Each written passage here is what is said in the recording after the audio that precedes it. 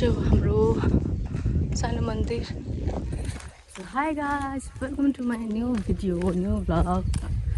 नयाँ भिडियोमा तपाईँहरूलाई स्वागत छ। म चाहिँ हो सत्य।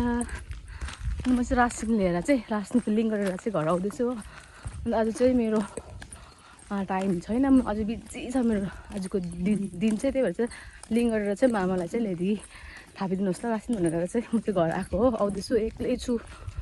म चाहिँ मान्छे एकदम, मलाई आँट नभएको हो कि या के भएको घमण्डी त होइन म, तर मलाई एक्लै हिँड्नु साह्रो पर्छ हो।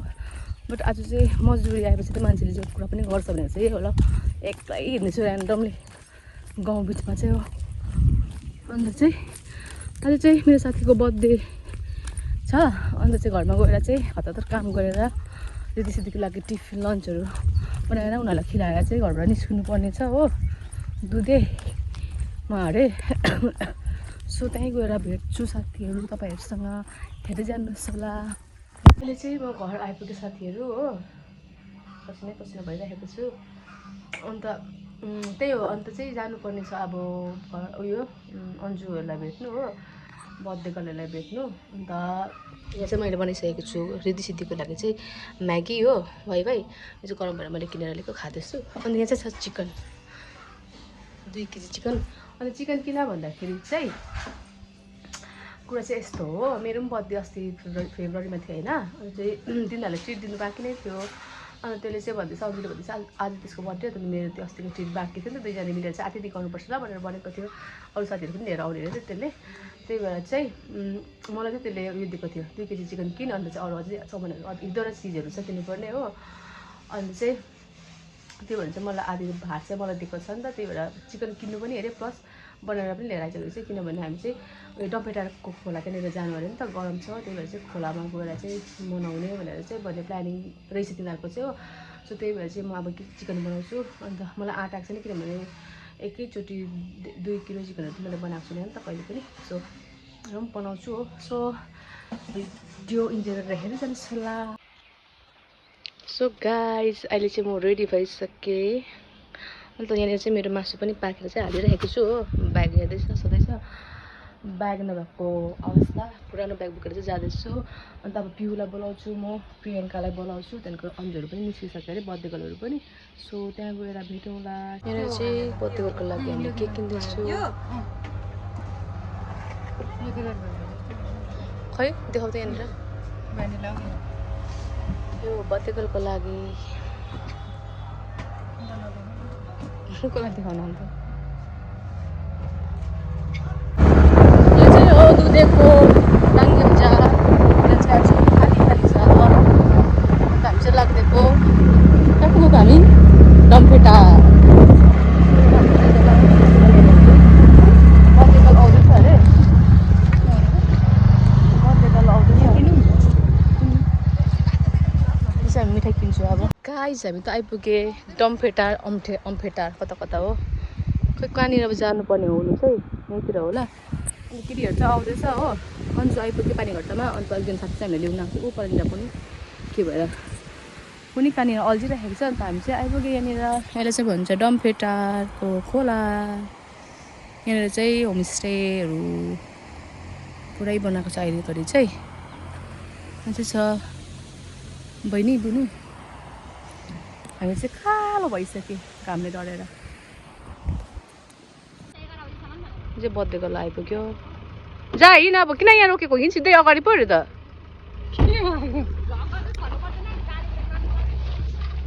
सबैजना बम भइरहेको छ साथीहरू। कुकुरले धन्न केक खाइदिएन फेरि, के यस्तो कसको गल्ती हो। बिरयानी खानु बसेको ह्यापी बर्थडे।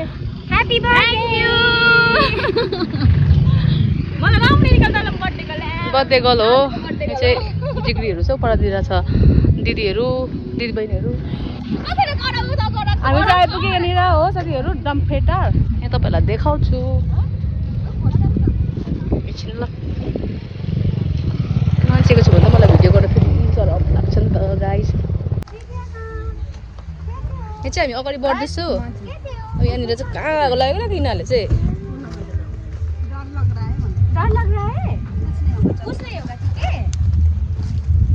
क्या भइरहेको कहाँबाट आएको कुछ नहीं है ठीक है के भनिस् फेरि कुछ नहीं है ठीक है अब हामी खोला खेल्ता है अब हम खोला खेलने जा रहे हैं पौड़ी खेलने जा रहे हैं गाइस आज बहुत गर्मी है इसलिए काला काला पड़ गया है सब लोग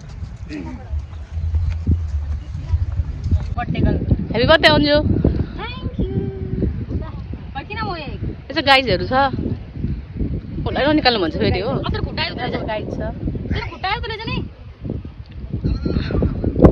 यो चाहिँ यस्तोहरू रहेछ नि त मान्छेहरू पनि पुरा हुँदो रहेछ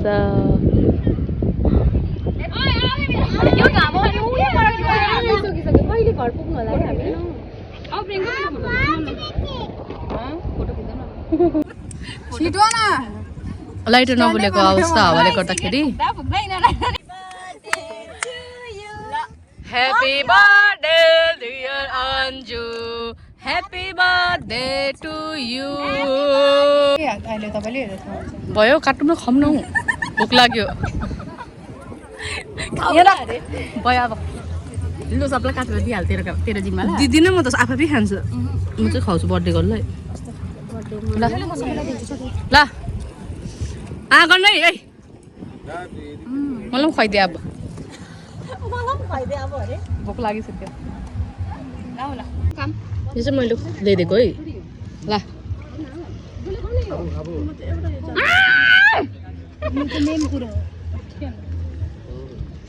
के काटेको यो गयो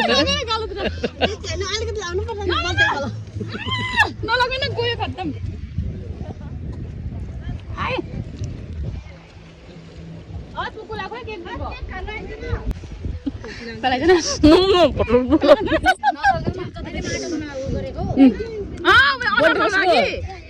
बर्थडे कसको दलिन चिकन यो चाहिँ मेरो हो पियर आजको दिन चाहिँ खाँदा हुन्छ अरे नि त किन खाएको अघिदेखिको तङबाखाको स्टाइल यो न न्यू स्टाइल है स्टाइल यो मासु खाएको मासु खानु पनि देख्दैन कविता दाजु सबै दिएर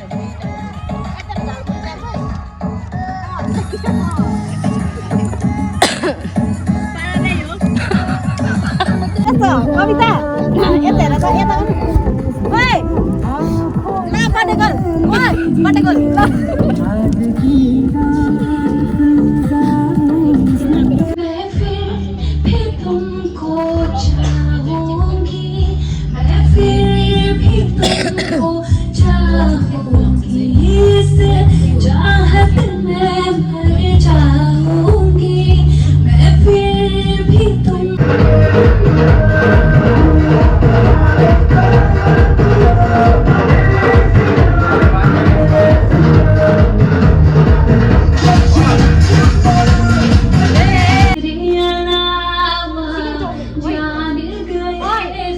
चिकन